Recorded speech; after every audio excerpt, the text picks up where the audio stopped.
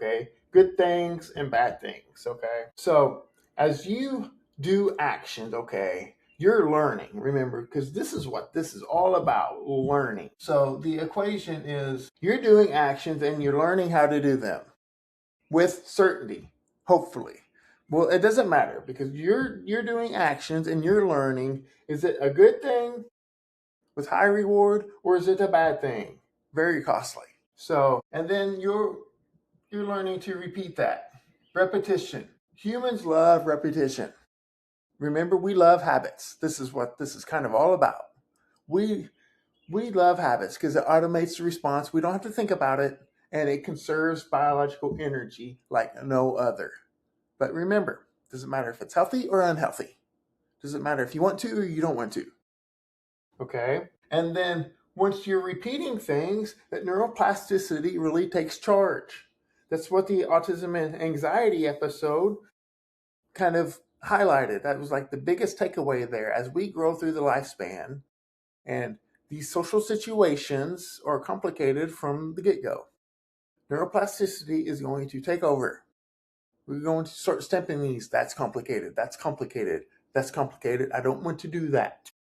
Plus, this neurobiology and the central nervous system, insults and toxins and so forth, the way it's shaped, makes us inward anyways. So this is neuroplasticity. Learning plus repetition equals neuroplasticity, okay? We've talked about morphology. This is the strengthening of connections, okay? The brain is going, I say the brain doesn't want to work. It just wants to respond. The brain doesn't want to work. It just wants to respond. So when connections are larger, it's easier for the brain just to hit that signal more and more. Remember, we drew this out with the OCD and the basal ganglia, okay? We took a specific cell from the putamen in the dorsal striatum, and we extracted that specific cell out, and then we highlighted a specific spine. Remember, these are medium spiny neurons. That spines are a little bit larger. We extracted a specific spine, and that spine will receive a connection, and that connection will mean the same thing every time. Okay, so as it hits and fires more, and where it's coming from upstream, or the afferents, it's going to repeat that because it's going to grow in size, and that's called morphology. Okay, so morphology will happen, and that's the connections. Okay, I'll just draw that out right here. Let's just say these are connections. Information is coming down through here upstream. It gets to the end of this, and then it's going to connect to the different cell, the next cell.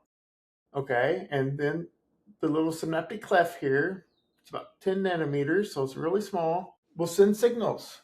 But as you repeat things, those connections grow in size. The brain doesn't have to worry about those signals connecting and being executed, right? This is all about those neural correlates, okay?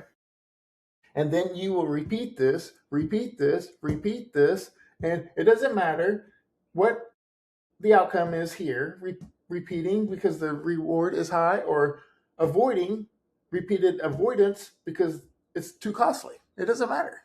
It doesn't matter. It's going to grow that in size, and you're going to become that. This is who you are.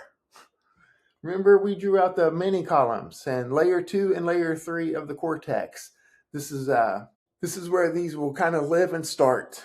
Remember, from the mini columns, signals come in from the thalamus to layer 4. Layer 4 will speak up to layers 2 and 3 to get the information based off of you. What you do in this situation, it's pulling from that, and then layers 2 and 3 will speak back down to layers 5 and 6 and then orchestrate. It's not that complicated, okay?